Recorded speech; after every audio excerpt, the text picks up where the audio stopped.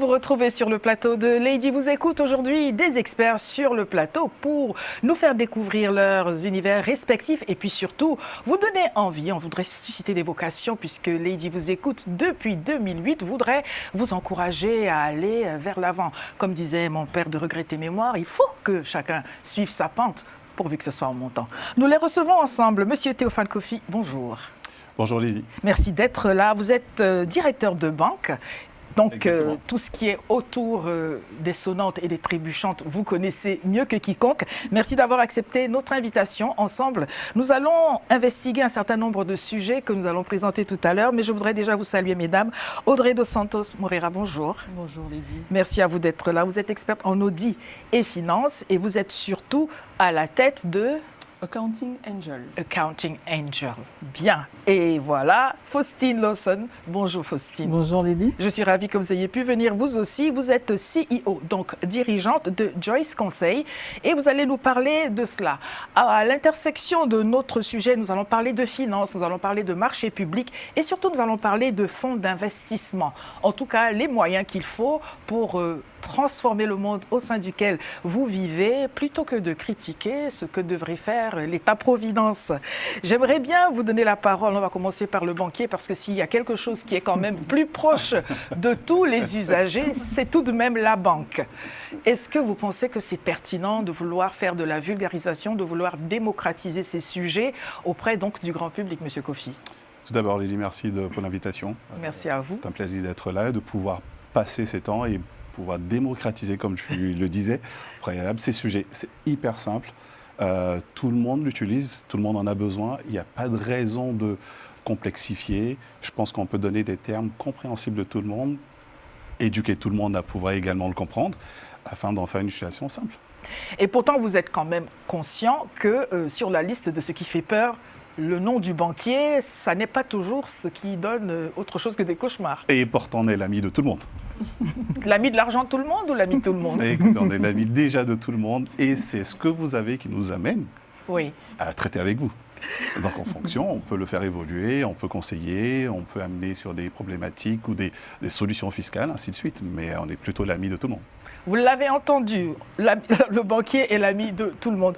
Audrey dos Santos, vous avez à cœur de donner des perspectives sur la question des finances, des fonds d'investissement, à une catégorie de public qui se trouve majoritairement sur le continent, pas que, puisque la diaspora africaine, il s'agit d'elle, est ça et là. Et il y a peut-être une autre manière de voir les choses. Que voulez-vous dire déjà en introduction de cela? Alors, je voudrais dire en introduction, merci encore pour l'invitation. Ah, merci à vous. Je suis ravie d'être là. Et effectivement, de ma casquette en tant qu'experte sur tous les sujets comptabilité environnementale, finance durable.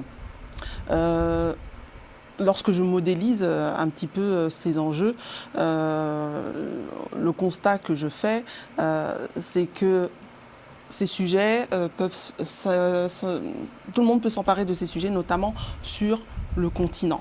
Voilà. Lorsqu'on parle de comptabilité environnementale, c'est remettre au cœur de la valorisation de l'entreprise le capitaux naturel.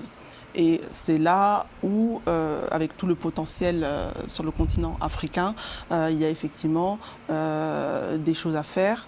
En parallèle, on est aussi en pleine explosion, en pleine révolution industrielle avec les nouvelles technologies qui font que les Africains peuvent se positionner en étant organisés pour, avec le levier donc, des fonds d'investissement, ne pas attendre effectivement de l'État-providence et financer des sujets qui leur sont à cœur avec la communication adéquate, avec aussi la force de la diaspora, les forces vives sur place, sur le continent.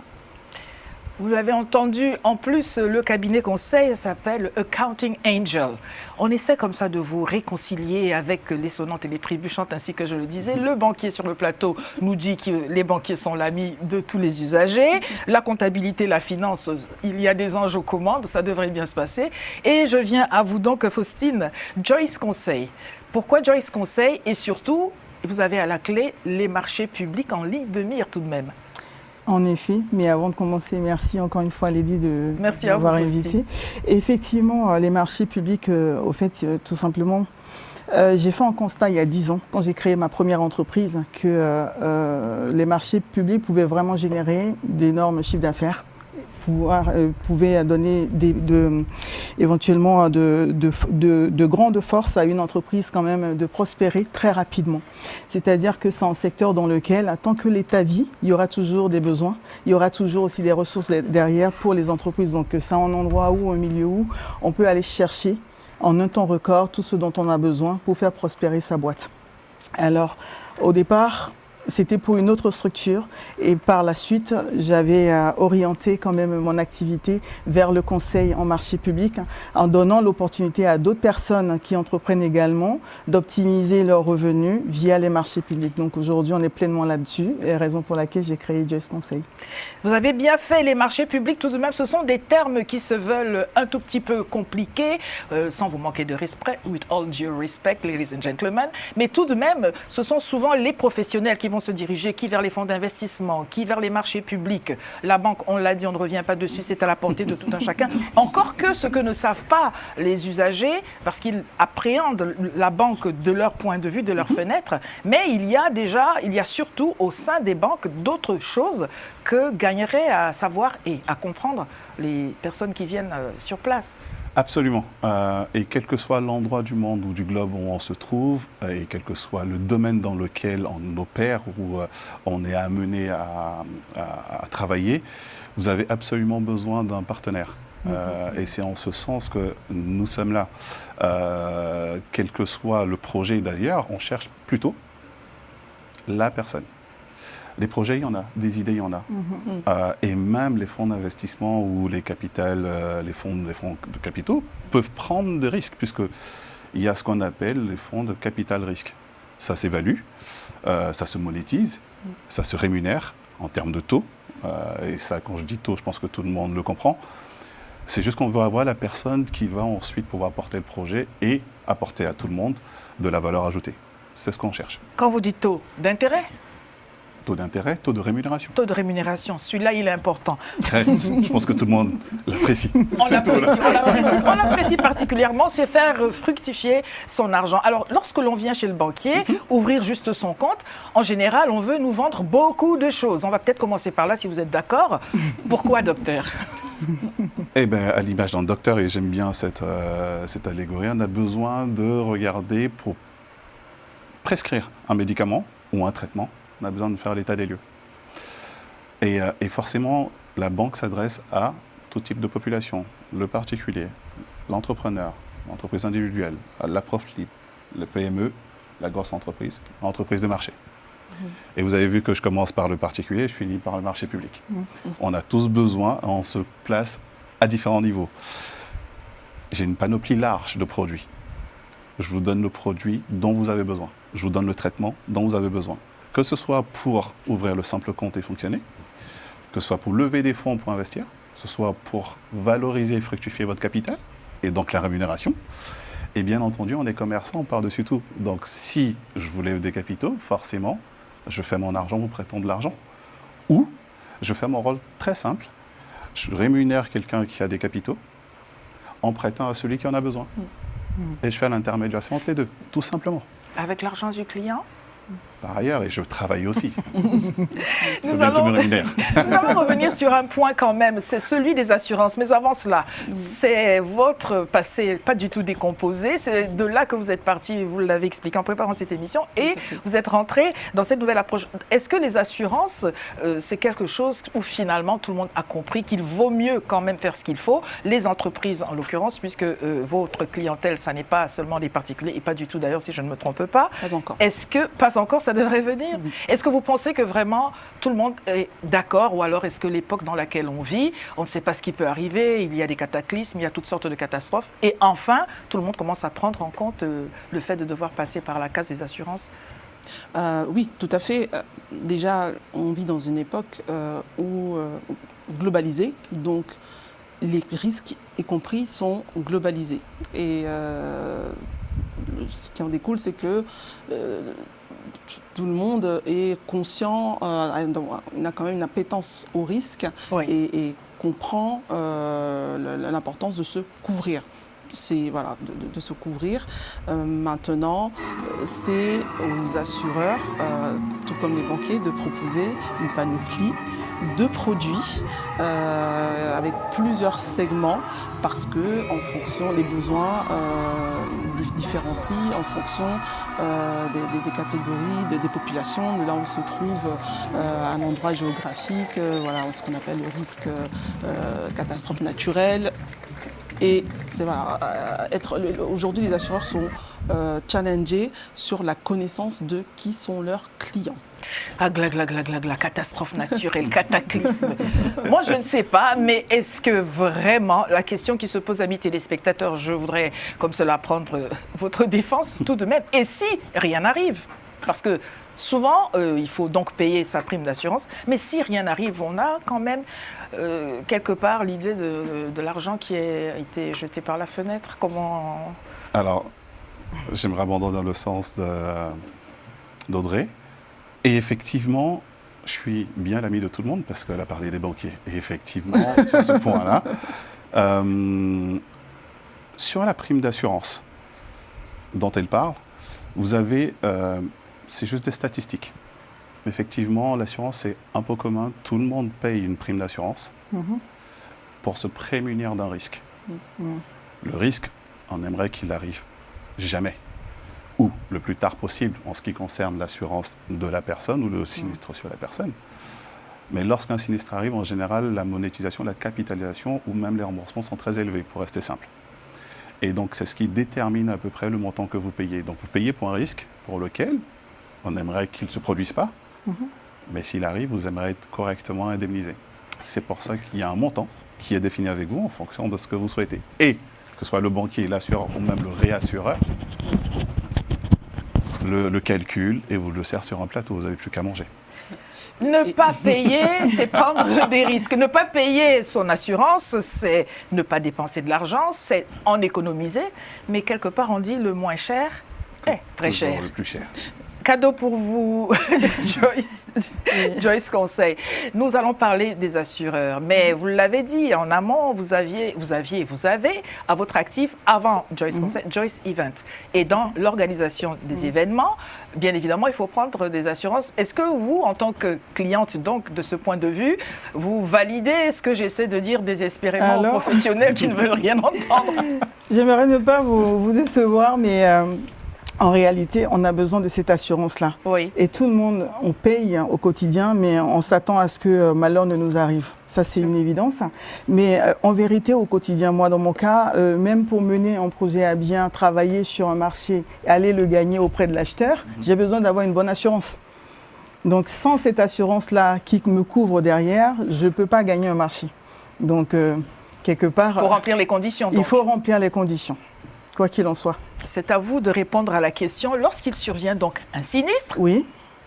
Êtes-vous indemnisé à la hauteur tout à de fait. ce que vous avez, sans restriction, sans petite ligne, sans clause qui... je pense que ma camarade à côté répondra mieux sur les détails, mais pour ce que je sais pour mes entreprises à l'heure actuelle, c'est très clair les contrats d'assurance pour les entreprises. Je sais que de mon côté, pour l'une de mes deux boîtes, on est couvert à hauteur de 1,5 million de risques. Et du coup, il n'y a pas de clause de ceci, cela, où il n'y a pas d'ambiguïté. C'est très clair et mes clients le voient. Et donc voilà. Sachant que là où le bas blesse parfois, c'est que l'assurance là que je paye à côté, mes partenaires aussi l'ont quelque part payé. Donc finalement, même s'il y a risque ou pas, on se retrouve quand même. Je suis couvert et l'autre est couvert, tout le monde est couvert. Donc tout le monde se retourne auprès de des assureurs et puis les assureurs font leur petite réunion et on est bien remboursé. Je suis couverte. Si vous aimez la musique. On en reparlera tout à l'heure. J'ai réussi à détendre l'atmosphère parce que quand on parle de finances, d'argent, d'assurance, on est toujours un tout petit peu crispé. Si vous voulez participer à notre émission, Lady vous écoute @gmail.com. Vous avez votre pleine place et vous n'avez pas l'obligation d'être en accord avec nos invités. Vous pouvez nous écrire pour nous dire ce que vous en pensez. Si vous êtes d'accord, je voudrais vous proposer qu'on regarde la vidéo de présentation donc de Joyce Conseil et ensuite nous allons avancer dans le sujet qui porte donc sur les fonds d'investissement et tout ce qui s'ensuit. On regarde ceci ensemble là tout de suite.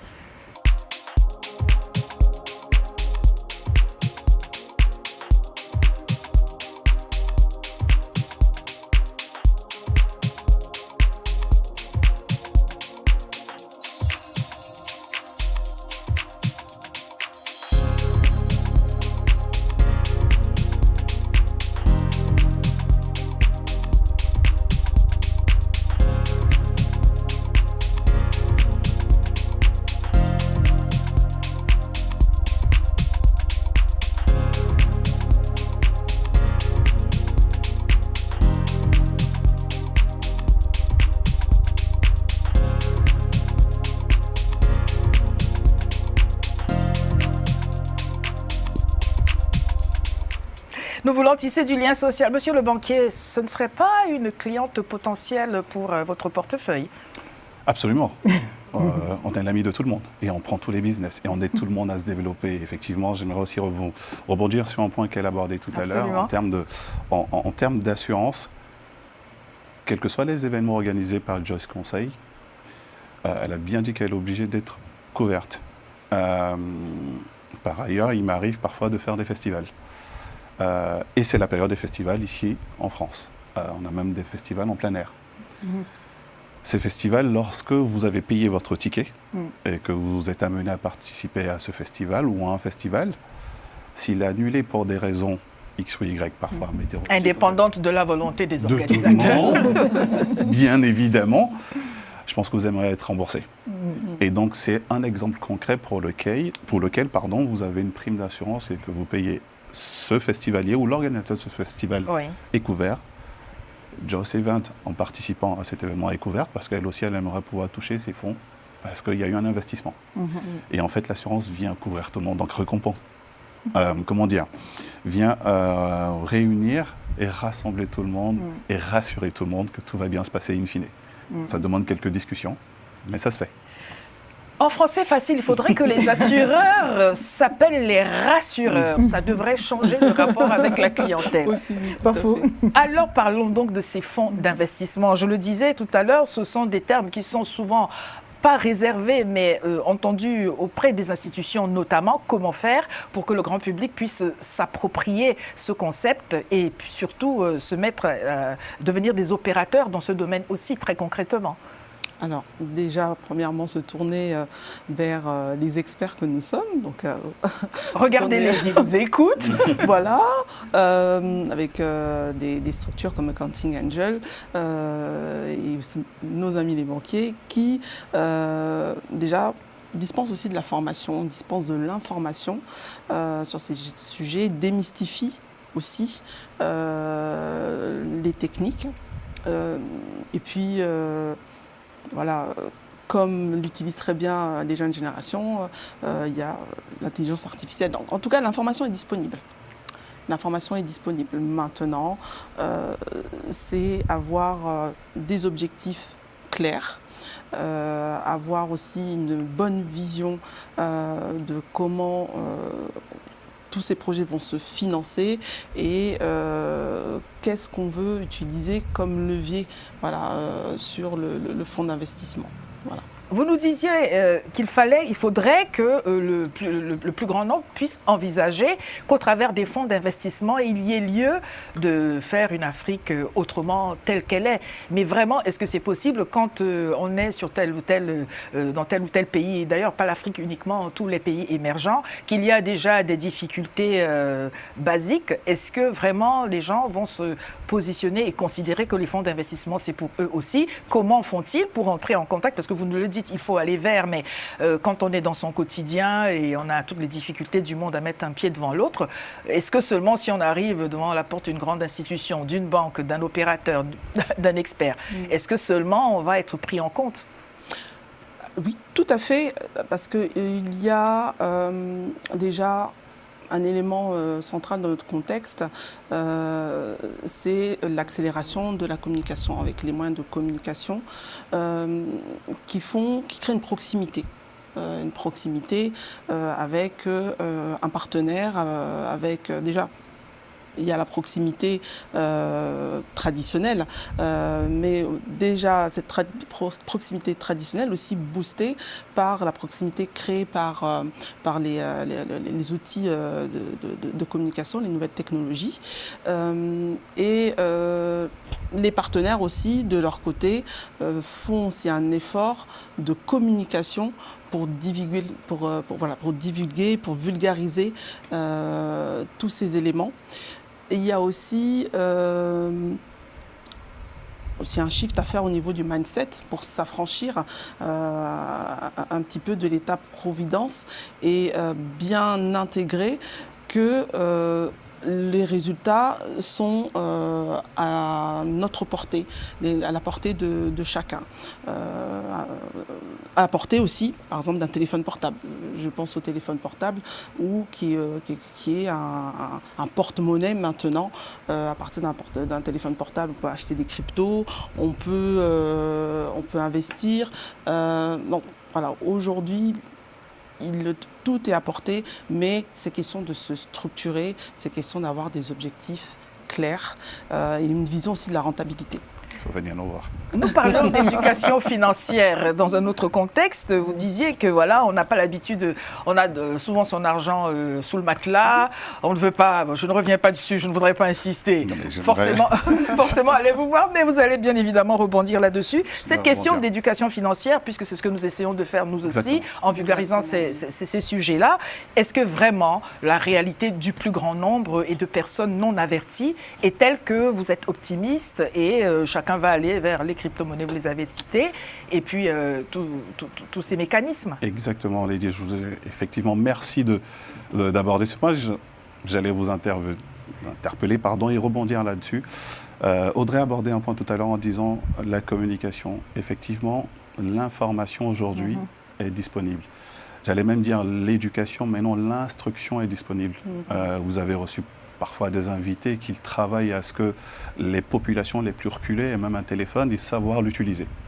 Aujourd'hui, s'il y a un téléphone, des smartphones et que tout le monde sait s'en servir, tout le monde sait utiliser les réseaux sociaux et même sur certains réseaux sociaux assez phares et stars, même si vous ne savez pas écrire, quel que soit l'endroit du monde, ils ont même mis l'option dictée vocale. Et donc vous pouvez aujourd'hui, à l'aide de toute dictée vocale, demander une instruction à toute intelligence artificielle qui est intégrée sur ces opérateurs. On en cite WhatsApp, TikTok, ce que vous voulez. Vous leur demandez un fonds d'investissement, vous leur demandez une localité municipale de mon village, vous leur demandez un partenariat avec la commune. On ne peut pas parler d'un village sans dire le nom du village. J'allais dire Mapangoyi pour citer un grand opérateur, mais... D'accord. Non, je vais dire Divo de la Côte d'Ivoire. Vous parlez de Map City. Map City, voilà. Si vous êtes au Congo, dédicace pour vous. Oui. Mais aujourd'hui, tout le monde a accès à cette information, à l'instruction, à l'éducation. Effectivement, c'est un point très important, c'est qu'il faut éduquer. Et parler de shift, mais on peut absolument démocratiser ces termes et les apporter à tout le monde au travers de tous les outils que nous avons et expliquer à toutes les populations que si vous avez une graine, si vous avez semé et si vous voulez récolter, effectivement, il faut y aller, il faut se renseigner, vous avez l'information, il faut pousser les portes, il faut vraiment vouloir pousser son projet, ainsi son entreprise, développer l'entrepreneuriat, aller chercher les fonds d'investissement, aller chercher du capital risque, aller chercher les crypto-monnaies, c'est encore plus loin, mais entre-temps, on a toute la panoplie bancaire avant d'arriver à ce qui est très risqué. Puisque vous parlez de semailles et donc de semences, si vous gardez les graines dans la petite boîte sous la table, il ne se passera rien sur le champ. Absolument. Il faut accepter de s'en séparer, d'aller les mettre dans la terre, et puis, miracle, il se passe quelque chose. tout simplement, quand on parle de ces monnaies, quand on parle des fonds d'investissement, la réalité et la difficulté, alors nous parlons depuis tout à l'heure des usagers, mais on peut parler des groupes, des associations, de collectivités. Le problème, la difficulté n'est-elle pas, d'après vous, mesdames, messieurs, le fait que tout cela soit éloigné? Parce que autant ces graines de maïs, on les a dans la main, on sait qu'on les a, le champ, on sait où il est, on plante, on sait où est-ce qu'on a planté, on peut revenir. Mais une fois qu'on part dans les crypto-monnaies, dans des opérateurs, des personnes qui sont à l'autre bout du monde, parce que si Internet est un avantage, c'est peut-être aussi l'inconvénient de ne pas pouvoir aller tenir au collet celui avec lequel on a dealé un certain nombre de choses. Ne pensez-vous pas que ce soit un frein? Alors, oui. C'est certainement un frein, c'est un challenge en fait. C'est l'experte qui nous parle. Quand l'expert considère la situation, il ne voit plus ce que verraient ceux qui sont encore en train de balbutier pour y parvenir. C'est un challenge, mais c'est un challenge de créativité. Un challenge de créativité, de rendre, on va dire, en 2.0 des modèles de collectivité comme la tontine, comme les coopératives, et de tuner, on va dire, ces organisations traditionnelles avec tous ces équipements technologiques, ou aussi adaptés par rapport aux besoins locaux, et qui peuvent aussi répondre à des besoins à l'international. On peut avoir on peut répondre aux besoins d'investisseurs qui sont plus nantis sur les autres continents et qui veulent contribuer à des projets durables qui ont un sens à faire du bien et à faire avancer le développement. Et c'est là où les technologies vont faire la différence. Voilà. Petite respiration dans Lady vous écoute. Nous allons partir en Angleterre. Nous avons à l'agenda un événement. Si vous vous souvenez, nous avions reçu Nadine Hagen qui est venue nous parler des Bayam Selam, les acheteuses, revendeuses. Et figurez-vous qu'avec l'Afrique de l'Ouest, cela doit vous parler, monsieur, madame Lawson, il y a un événement qui se tient et nous allons regarder donc déjà la petite vidéo et l'affiche pour finir. On regarde ceci ensemble. Ça y est, la Grad Londres est enfin là. La grande rencontre des artisans d'Afrique et de la diaspora débarque à Londres. Artisans, créateurs, entrepreneurs ou simples passionnés, cet événement est pour vous. Venez exposer, découvrir, échanger et célébrer l'art sous toutes ses formes. Rejoignez-nous pour une expérience inoubliable. Exposition, démonstration, vente, networking, animation culturelle et bien plus encore. Rendez-vous bientôt à Londres pour célébrer le talent, la créativité et l'excellence artisanale africaine. Grad Londres, là où la tradition rencontre l'innovation. Grad Londres, un événement à ne pas manquer. Réservez votre place dès aujourd'hui. Retour plateau dans Lady vous écoute. Nous allons revenir sur ceci bien après. J'aimerais bien que vous puissiez donc prendre en compte tous ces aspects que nous avons évoqués afin de pouvoir avoir bien plus que vous n'avez déjà et autant que vous espérez, parce que oui, c'est possible et c'est la raison pour laquelle nous appelons nos experts pour que vous puissiez comprendre et poser vos questions. Nous allons donc parler de marché public. Vous disiez que vous faites cette approche après avoir créé Joyce Events. Tout à fait. Qu'est-ce qui vous ramène au conseil? Alors, je suis partie juste d'un constat. Oui. Où, quand j'ai commencé mon aventure entrepreneuriale avec Joyce Events, j'avais 0 client. Oui. Je ne pouvais pas faire mieux. Et donc, toute la clientèle que j'ai eue après, par derrière, c'était via les marchés publics. Et jusqu'à date, c'est toujours les marchés publics, et qui m'a permis de pérenniser quand même l'activité. Et avec les marchés publics, on réalise plusieurs millions d'euros à l'année. Et donc ça a permis, au bout de 5 ans, de créer mon propre emploi et bien d'autres derrière. Aujourd'hui, on est une petite équipe de 5 et chacun trouve sa place et on travaille bien. Mais sauf qu'après Covid, il fallait se réinventer. Et on a pas mal de confrères qui ont malheureusement fermé leurs entreprises et d'autres qui viennent à nous. Comment vous faites? Comment vous avez survécu à Covid, etc. Et donc là, j'ai dit, tout simplement, en fait, les marchés publics nous ont permis de pérenniser l'activité en travaillant normalement sur des contrats pluriannuels et également sur du ponctuel. Et donc, ça a été un sacré avantage. Et de là, j'ai commencé à conseiller les gens à faire pareil parce que le marché il est tellement vaste. Il faut réaliser qu'en France, en 2024, on a réalisé 180 milliards d'euros en marché public, tout secteur d'activité confondu. Et donc, oui, le gâteau est énorme, mais il y a de la place pour tout le monde. Il y a de la place pour tout le monde. Donc, il suffit juste de se faire accompagner, avoir les bonnes méthodologies pour y arriver. Ensuite, on donne de l'avenir à son entreprise, mais sur le long terme. Donc, c'est ça qui est génial. Et aujourd'hui, malheureusement, il y a peu de gens qui vont sur ce terrain-là et qui pensent que les marchés publics sont réservés uniquement que pour les gros travaux, les infrastructures ou que sais-je encore, ou les transporteurs. Mais non, il y en a de la place pour tout le monde. Si vous êtes peut-être prothésiste, je ne sais pas, ou financier ou autre, on voit très bien des besoins des collectivités aujourd'hui pour se faire accompagner, quel que soit le secteur d'activité, c'est fait pour tout le monde. N'ayez donc pas peur, très simplement, n'ayez pas peur parce que la conjoncture, et c'est ce que vous énonciez au début, s'il y a une crise, s'il y a un cataclysme, s'il y a le Covid, s'il y a la dévaluation, il y a toutes sortes de choses qui font qu'on peut ne plus savoir à quel sein se vouer. C'est vraiment le cas de le dire. Alors, dans cette question d'éducation financière, nous parlons à des adultes, mais les adultes de demain, c'est les jeunes. Est-ce que vous ressentez, percevez, constatez ou pas que la jeunesse, notamment, a bien plus que les adultes pris le pas sur tous ces mécanismes qui sont ceux du siècle nouveau, en quelque sorte? Absolument, on n'est plus sur les mêmes prismes. Les jeunes sont beaucoup plus avertis, plus alertes, ne consomment pas du tout de la même façon, que ce soit les services bancaires ou même les services de fonds d'investissement. Autant à nos plus âgés ou même dans les zones reculées, un fonds d'investissement, on peut l'assimiler à une tontine.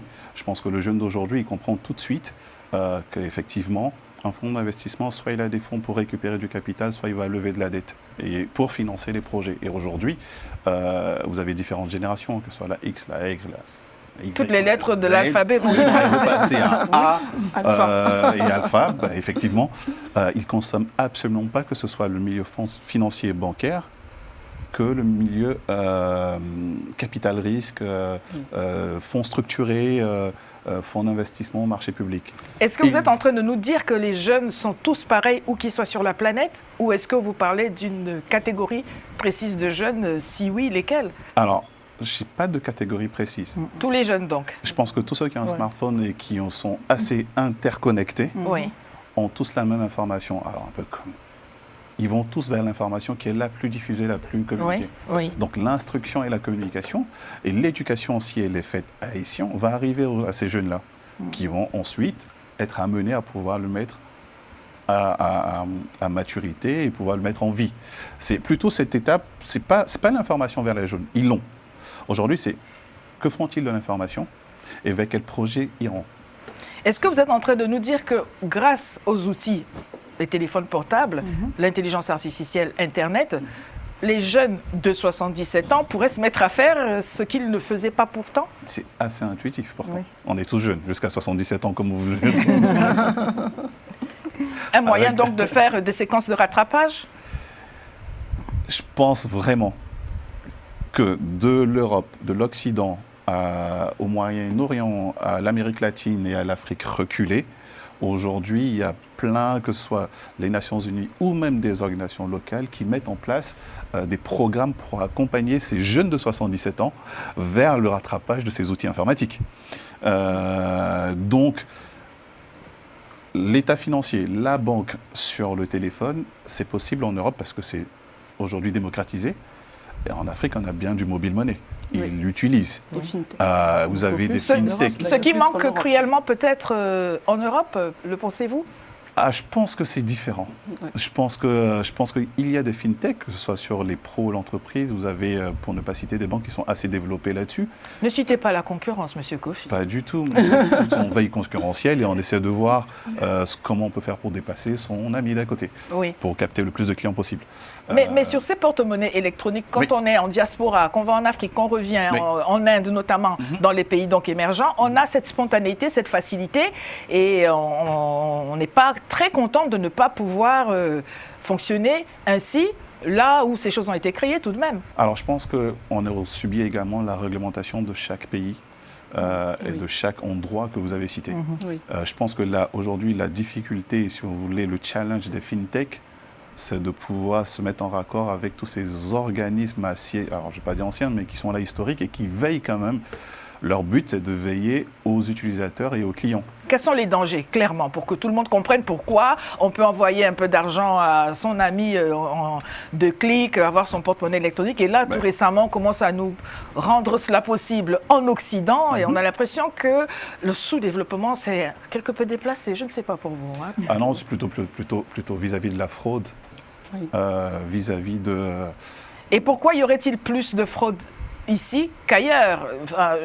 Juste pour comprendre. Hein. Le développement informatique est un peu plus poussé, je pense, en Occident qu'ailleurs. Alors, même si je dis juste là, c'est moins vrai à Singapour ou en Inde, où ils sont très avancés sur ce genre de choses. Oui. Mais je pense que le vrai challenge, c'est de mettre toutes les sécurités possibles. Aujourd'hui, il y a l'informatique partout.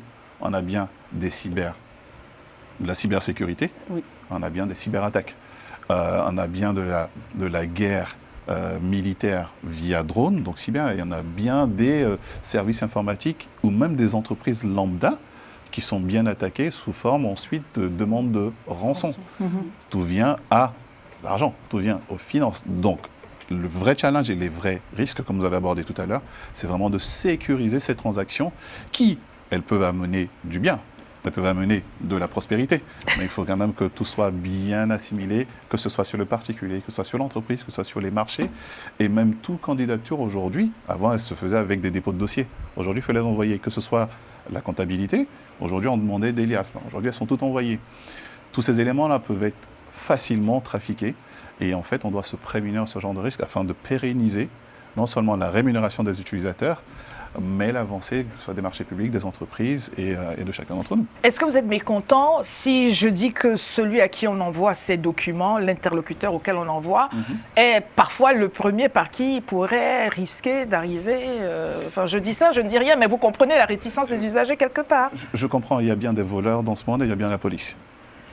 Donc, les éléments que vous amenez à celui au destinataire, que ce soit la boîte dans laquelle elle est, ils ont tous des services informatiques qui mettent des pare-feux ou des protections pour sécuriser cet échange. Il y a bien des sécurisations, des canaux de sécurisation, d'échange de données, même et même financières.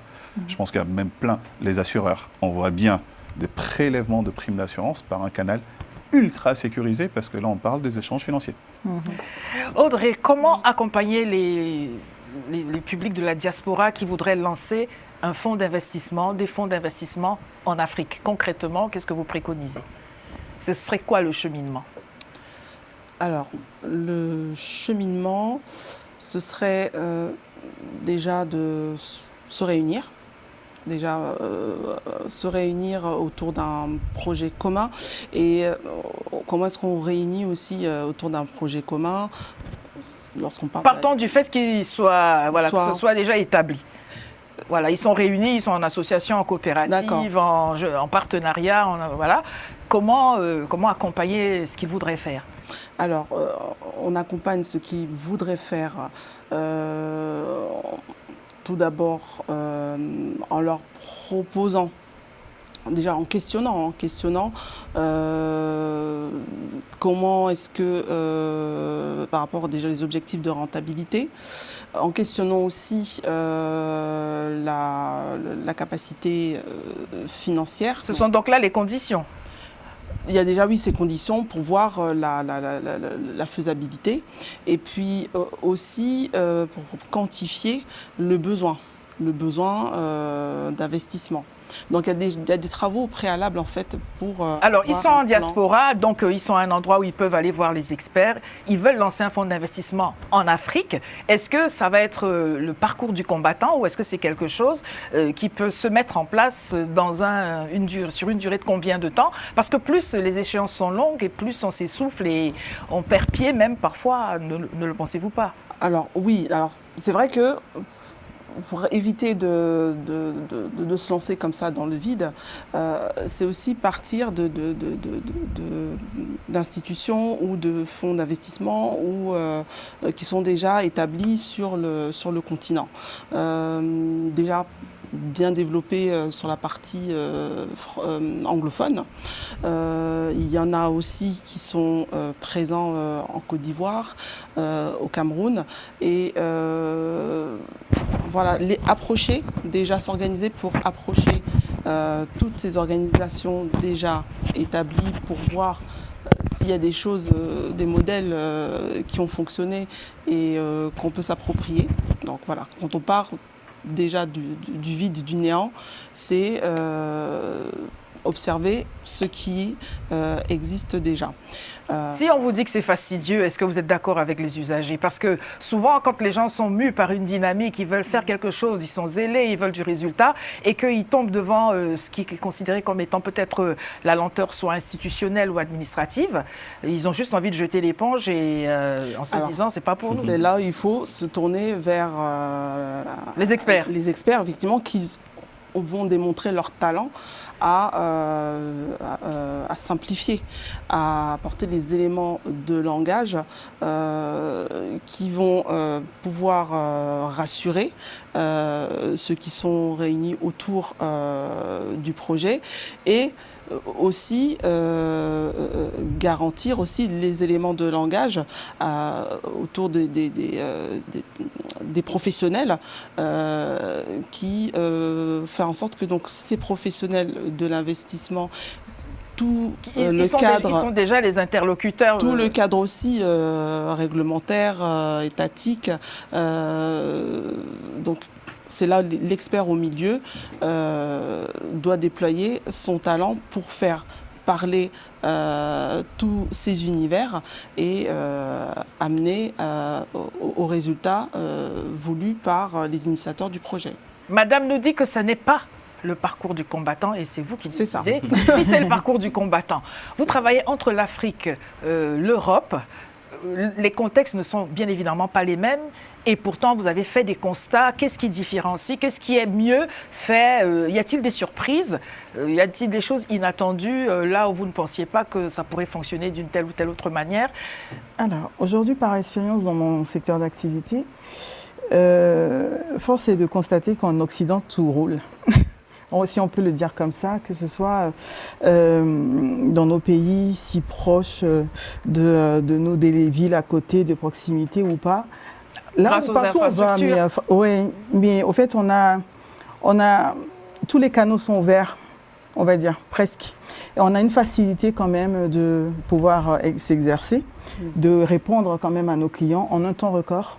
Et malheureusement, le temps, souvent, quand on nous sollicite, joue contre nous. Et le temps, c'est notre argent. Et il faut aller très vite. Mais il est triste de constater que ce n'est pas le même cas en Afrique, par exemple. Où en Afrique? Vous allez vous faire des amis, madame. Alors, je précise, il y a certains endroits dans les pays anglophones, ça roule. La bonne heure. Alors, dans les pays anglophones, en Afrique, ça roule. Et particulièrement en Afrique du Sud, c'est comme en Occident, ça va très très bien. C'est l'Occident qui est juste en Afrique, mais voilà, dans le sud de l'Afrique. Mais bien au sud. Et en Afrique du Nord également, ça va, mais avec quelques lenteurs, mais on se retrouve facilement. Mais quand on est du côté de l'Afrique de l'Ouest, d'où je suis originaire, ou centrale, ou de l'Est, c'est un peu compliqué. Qu'est-ce qui est vraiment compliqué, le plus compliqué? Alors, au fait, tout est politisé, on va dire. Oui. Donc, on est là, nous, en tant qu'opérateurs économiques, on veut juste travailler, gagner notre pain et travailler simplement. Les politiques aussi. Voilà. Mais, pas de la même façon, on va dire. Mais voilà, on se donne. Exactement. Mais au fait, on arrive et qu'on connaît on a notre sujet, on vient là, on se dit, OK, on part de principe que ça va être aussi facile comme on a l'habitude de le faire, on va gagner du temps. Ça, ce qu'on a l'habitude de faire peut être traité comme sujet en 1 heure. Peut-être à Paris, ce ne sera pas 1 heure, ce sera peut-être 3 jours, 4 jours dans certains... Madame est en train de nous dire, amis téléspectateurs, qu'en Europe, il y a des montres et que par chez nous, il y a le temps. Bon, on fait avec... on fait avec ce que l'on a.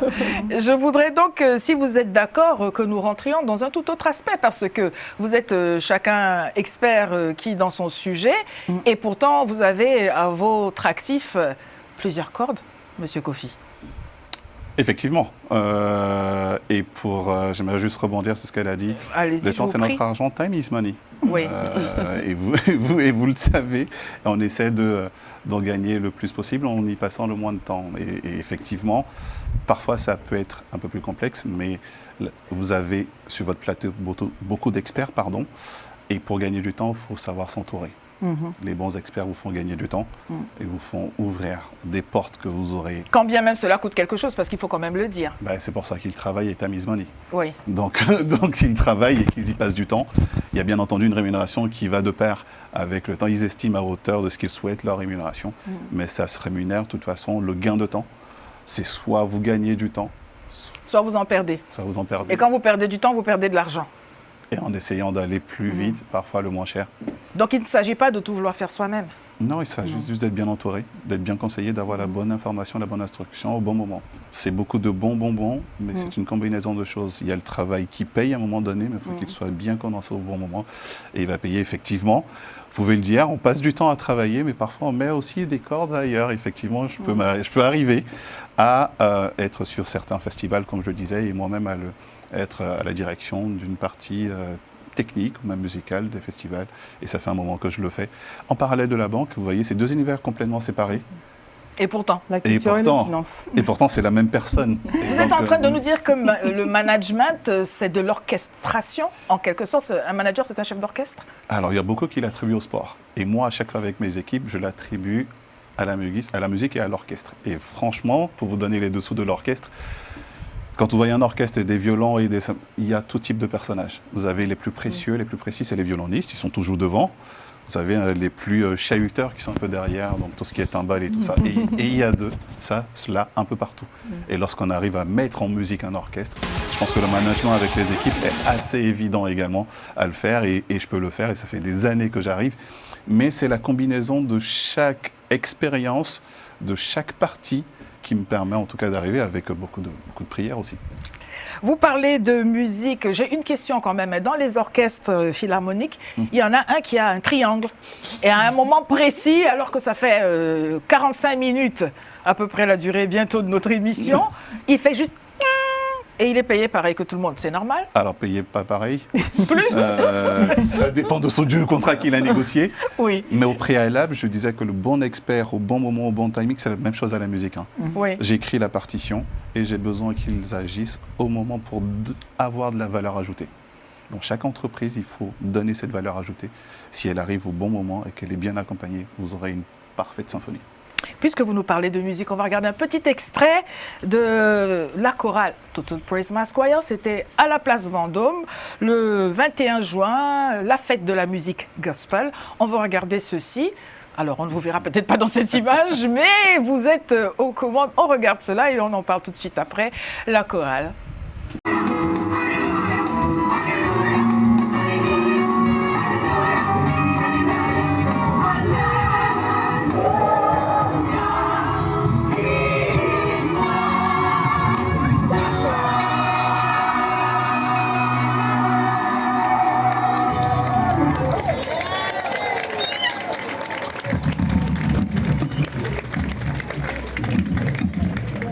Un public nombreux, ravi, un public éclectique. La musique réconcilie tout le monde. Donc, je voudrais rappeler et ne pas manquer de le faire et de les saluer.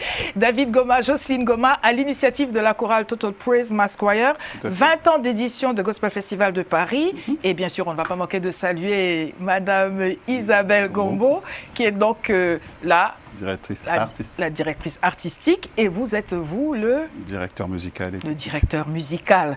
Comment fait-on pour pouvoir allier ceci avec cela? Bonne question, grande question, que je prends toujours plaisir à répondre. Chaque chose en son temps. Chaque chose arrive à point nommé. Autant je peux vous accompagner sur vos projets d'entrepreneuriat ou à titre personnel ou vos entreprises, à un moment donné, Il y a bien 1 heure où ça s'arrête et je passe à l'étape d'après. Et donc vous avez cité 3 noms, Isabelle Gombaud, David Goma et Jocelyne Goma, avec lesquels on travaille en parfaite synergie régulièrement afin de donner ce type de programme que vous avez publié. Par ailleurs, je m'empêche de rappeler que tous les ans on le fait dans des grandes salles parisiennes avec des artistes de grande renommée. Et il aura lieu encore cette année, dernier trimestre de l'année, vous aurez bientôt la date. Et on vous communiquera toutes les informations adéquates pour cela. Ça demande beaucoup de travail. Les heures sont élastiques, bien entendu. Mais il ne faut pas les compter. Cadrées. Mais quand on aime, on ne compte pas. Mais quand on aime, on ne compte pas. Comme dirait, et peut-être qu'au mois d'août, normalement le 15 août, il y a quelque chose. Mais restez bien connectés dans Lady. Vous écoutez, vous aurez l'agenda Audrey Dos Santos Moreira quand je vous parle de gospel. Vous avez, vous aussi, plusieurs cordes vocales à votre arc. Effectivement, plusieurs cordes. Donc, des cordes vocales que... donc, j'exprime donc ce talent musical au sein de la chorale Total Praise, la Mass Choir Total Praise. Et l'autre corde, c'est la corde de l'enseignement. Voilà, donc j'ai été ravie de prendre en charge la conduite de TD à l'université Paris-Dauphine, notamment auprès des étudiants de l'école d'ingénieurs AgroParisTech, pour les initier à la comptabilité et surtout les sensibiliser sur ce nouvel horizon de la comptabilité qui est la comptabilité environnementale. Merci pour cette transition, parce que quand on parle d'enseignement, mais aussi d'événements et donc de musique, vous y retrouvez, Joyce Conseil, parce que vous avez dans ce que vous proposez, on va regarder les nombreuses photos paradisiaques des lieux, des sites où vous intervenez, mais l'enseignement aussi. Alors je vous laisse commencer par les événements et l'enseignement ensuite. Les événements déjà, donc oui. on accompagne des entreprises autour de leurs divers événements, ça peut être... très corporate, ça peut être de grands salons, ça peut être de la culture également, comme M. Théo l'a indiqué tout à l'heure. Donc on fait tout type d'événements, tant en France qu'à l'international. Et en matière d'enseignement, oui, moi-même je suis chrétienne également, donc je me fais enseigner plutôt, mais moi je ne donne pas d'enseignement pour le coup, mais j'en prends. Vous ne faites pas des formations dans votre conseil? Vous n'avez pas ce couloir-là Oui, j'ai un petit... Enfin oui, dans le business, oui, il m'arrive d'accompagner, de conseiller, de former et autres, mais dans la vie privée, on va dire, je n'enseigne pas directement. Pas encore. Pas encore. Bon, ça va venir. Petit poisson deviendra grand, pourvu que Dieu lui prête vie, mais le manger en attendant, je tiens pour moi que c'est folie. Est-il possible de financer un prêt immobilier en Afrique que pour la diaspora qui travaille en France? Absolument. Un prêt immobilier, non, parce qu'on n'ira pas sur la partie immobilière. Je pense qu'il y a des banques qui sont partenaires. Aujourd'hui, on peut lever de la dette à titre perso. Parce que les montants d'investissement en Afrique sont moins élevés en fonction de l'endroit où vous êtes que ce qui peut se faire ici. Vous avez dans certaines clientes des typologies, dans certaines banques, pardon, des typologies de clients qui peuvent lever ce qu'on appelle un prêt non affecté.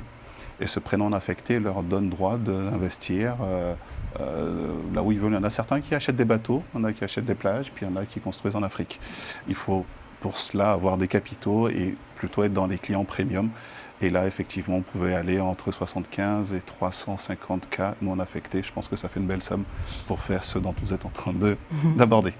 Investissez, investissez, investissez. Et l'immobilier est peut-être plus proche de vous que vous ne le pensez. Si tout ce qui a été dit sur ce plateau vous semble un tout petit peu éloigné et peut-être réservé aux experts.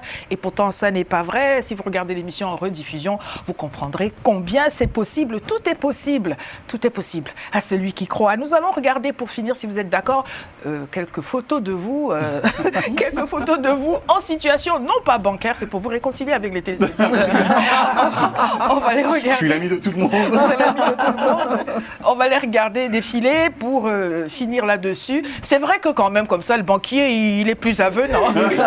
Il ne refuse le prêt à personne et tout se passe bien.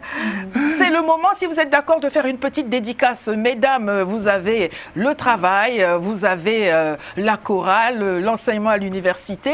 Je ne manque pas de dire, parce qu'on va tout dire, on dit tout sur ce plateau, n'est-ce pas, que vous êtes aussi pas très loin de la chorale Total Praise Mass Choir, parce que quand on parle du Gospel Festival de Paris, on peut parler du CRC International. Vous allez faire vos devoirs sur Internet, regardez, vous trouverez. Et je voudrais dire que vous avez des familles comme tout le monde, et vous conciliez le travail, les événements, la musique. Alors, c'est le temps de faire un tour de piste. Petite dédicace à qui vous voulez, tonton, tata, chérie. Un petit mot, la caméra vous regarde. Je voudrais tout simplement que Total Praise, on l'attend encore à l'automne prochain, parce que nos clients l'attendent. Et Joyce Evans a vraiment le plaisir chaque année d'inviter ses clients autour de ce festival.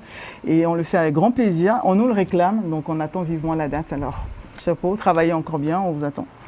Message passé, madame a décidé de ne pas faire une dédicace privée. Nous sommes libres sur ce plateau. Madame Dos Santos Moreira, voulez-vous faire une petite dédicace à votre équipe, à votre gouvernement intérieur? Alors, une dédicace tout d'abord à mon époux Antonio Dos Santos Moreira, donc, qui est mon mentor. Voilà. Une dédicace aussi à toute l'équipe du CRC, des pasteurs David et Jocelyne Goma, qui sont donc les précurseurs de tous ces merveilleux événements. Et puis une dédicace à ma fille Charlotte Régie, qui a conçu le logo. Bon, et bien voilà, comme ça elle aura des clients. Merci pour cela. Exactement. Voilà. Et c'est à vous de finir, Théophane Kofi. Si vous ne voulez pas faire de dédicace sur le plateau, nous sommes pour la paix des ménages, mais tout de même, un monsieur aussi occupé et performant, c'est sûr, il est accompagné. C'est à vous la parole, on va finir. Effectivement, je vais rebondir sur ce que disait Faustine. Nous avons à l'automne et au dernier trimestre le Gospel Festival mené petite dédicace par les pasteurs David et Jocelyne Goma qui nous encadrent et qui organisent cet événement depuis bien plus de 20 ans et avec succès. Pour moi-même, j'organise souvent la participation de mes collaborateurs, voire des dirigeants des établissements dans lesquels je peux travailler, ce qui permet de joindre les deux, l'utile et l'agréable. Et puis, dédicace à mon épouse qui me soutient depuis tout ce temps dans toutes ces activités qui sont certes nombreuses, mais je suis bien entouré et à deux, on y arrive assez aisément à pouvoir franchir et gravir les montagnes. Merci d'avoir été sur le plateau. Vous étiez avec Faustine Lawson, CEO de Joyce Conseil, avec Audrey Dos Santos Moreira, expert en audit et finance, Théophane Kofi, directeur de banque, pasteur. Merci d'être là. Rendez-vous dans notre programme prochain. À bientôt. À bientôt. À bientôt.